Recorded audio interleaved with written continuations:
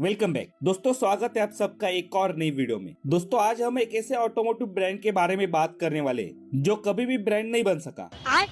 जी हाँ, एक ऐसी ऑटोमोटिव कंपनी जिसने इंडिया में कार मॉडिफिकेशन को नेक्स्ट लेवल पर पहुंचा दिया। इनकी मॉडिफिकेशन इतनी तगड़ी रहती थी कि हर कोई अपनी कार इनसे मॉडिफाई करना चाहता था, चाहे बात करें सेलिब्रिटीज की या फिर किसी बिजनेसमैन की। जिसमें अगर आप इस ब्रांड को अपनी थार दे देते तो वो इसे हल्क में कन्वर्ट कर देते थे, एक वोल्वो XC90 को 2 डोर स्पोर्ट कार में कन्वर्ट कर देते थे और फॉर्च्यूनर को इस ये क्या है? ये तो टट्टी है।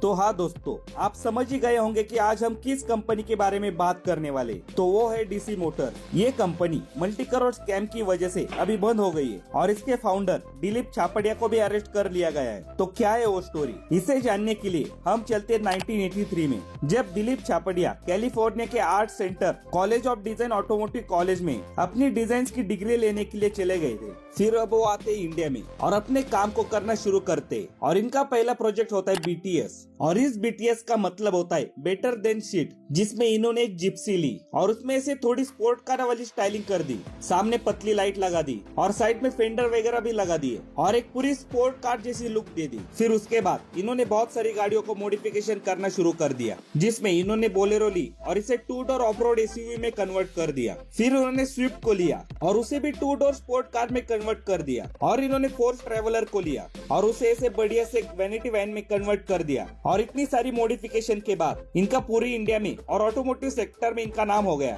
फिर उसके बाद इनके करियर में 2003 में एक टर्निंग पॉइंट आता है, जिसमें एस्टन मार्टिन नामक एक कंपनी दिलीप छापड़िया को साइन कर लेते अपनी एस्टन मार्टिन विंटेज का कॉन्सेप्ट मॉडल बनाने के लिए। तो यार ये काफी तगड़ी चीज है, क्योंकि एस्टन मार्टिन जैसी कंपनी अपनी डिजाइन के लिए जानी जाती है और उस कंपनी ने दिलीप छापड़िया को हायर करा अपनी कार के डिजाइन के लिए। लेकिन ये चीज इंडिया के हिसाब से कुछ ज्यादा बड़ी नहीं थी, इन्हें इंडिया में अपने आप को एस्टेब्लिश करने के लिए कुछ अलग करना था। तो फिर 2004 में ये एक ऐसी गाड़ी डिजाइन करते जो अपने आप ही पार्क हो जाती है, जो अपने आप ही ठीक हो जाती है, जिसके दरवाजे अपने आप ही बंद हो जाते हैं और इसकी डिक्की वगैरह अपने आप ही बंद हो जाती है और ये गाड़ी अपने दुश्मन को पहचान के उन्हें मार भी सकती है। और उस वक्त पर मतलब 2004 में इस गाड़ी में एडास मिलता था, मतलब अजय देवगन असिस्टेंट सिस्टम। बोलो जुबान तीसरी।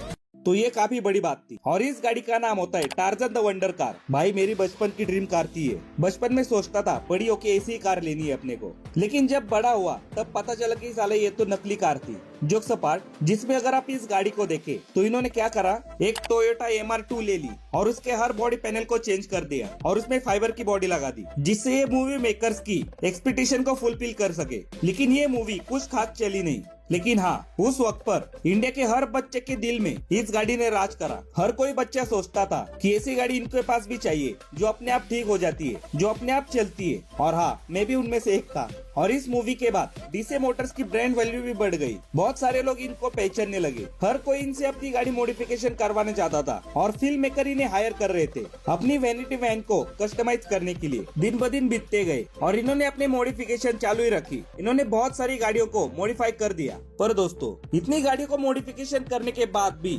दिलीप छापड़िया को सेटिस्फेक्शन नहीं मिल रही थी। उन्हें एक ऐसी कार बनानी थी जिससे इनका नाम पूरे इंडिया में ही नहीं बल्कि पूरी दुनिया में फेमस हो जाए, क्योंकि इंडिया की खुद की कोई स्पोर्ट कार नहीं थी। इसलिए उन्होंने सोचा क्यों ना हम ही अपनी एक स्पोर्ट कार बना ले, जिससे हम पूरी दुनिया में फेमस हो सके। और इसी सोच के साथ 2008 में इन्होंने DC अवंती को शोकेस करा और इस अवंती शब्द का मतलब होता है फॉरवर्ड लुकिंग। फिर 2012 में इन्होंने इस अवंती कार का एक नया वर्जन शोकेस करा, जो कि अमिताभ बच्चन के हाथों से हुआ था, जो कि पहले से भी बहुत बढ़िया था। फिर उसके बाद 2015 में इन्होंने DC अवंती का प्रोडक्शन वर्जन शोकेस करा और इसे देखते ही इंडिया के लोग इसे पागल ही हो गए, क्योंकि इसकी लुक्स आपको थोड़ी लैम्बोर्गिनी और थोड़ी फरारी जैसी मिलती थी, जिसमें इस गाड़ी में ऐसी पतली पतली सी लाइट मिलती थी जो कि स्पोर्ट कार में ही आती है। छोटा सा बोनेट मिलता है और साइड में ऐसे बड़े बड़े एलॉय मिलते हैं। इसके ग्लासेस भी काफी छोटे होते हैं लैम्बोर्गिनी की तरह, और इसके एयर इनटेक भी दरवाजों के ऊपर मिलते हैं। पीछे की साइड ओपन इंजन एरिया मिलता है जो कि लैम्बोर्गिनी कार्स में आता है। और इस गाड़ी की लुक काफी ठीक ठाक होती है, लेकिन यार मन तो तब बैठ जाता है जब आप इस गाड़ी की स्पेसिफिकेशन सुनोगे, क्योंकि इस गाड़ी में आपको 2.0 लीटर का एक पेट्रोल इंजन मिलता है जो कि रेनॉल्ट से लिया गया है और इसका ट्रांसमिशन भी किसी और कंपनी से लिया गया होता है।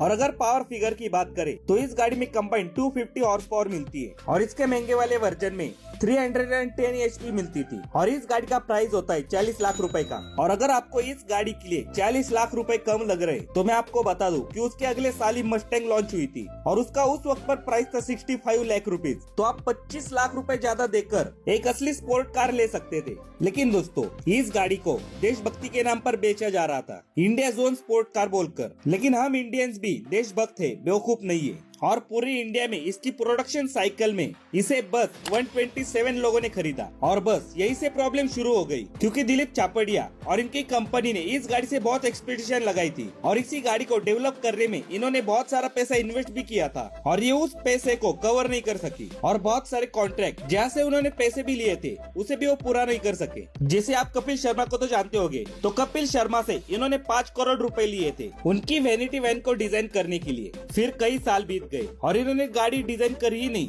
तो आखिर में थक हार के कपिल शर्मा ने इन पर केस कर दिया और उन्हें अरेस्ट होना पड़ा। लेकिन इससे भी एक खराब बात ये थी कि इन्होंने एक ही चासी नंबर और एक ही इंजन नंबर से मल्टीपल कार्स बनाई और उन कार्स को लोगों को बेचा भी। तो ये चीज सामने आते ही लोगों ने इस कंपनी पर केस ठोक दिए और तब जाके ये स्कैम सामने आया। और इस स्कैम की वजह से हमारी सरकार को 40 करोड़ का नुकसान हुआ था, क्योंकि इन्होंने एक ही गाड़ी पे मल्टीपल्स लोन लिए थे और कार्स के ऊपर लोन जनरली सस्ता भी मिल जाता है। और इस पे जब इंक्वायरी हुई तो इस कंपनी के फाउंडर दिलीप चापड़िया को अरेस्ट कर लिया गया और उनका ये स्टेटमेंट था कि उनके खिलाफ लोगों ने स्कैम करा है, जैसे इनकी कंपनी के कुछ पुराने लोग। और इनका ये भी कहना था कि कई लोगों ने इनकी ब्रांड वैल्यू को नुकसान पहुंचाने के लिए भी साजिश रची है। तो यार हम इस वीडियो में इस बात का फैसला नहीं कर सकते कि कौन सच्चा है कौन झूठा, ये चीज आने वाले दिनों में पता चली जाएगी।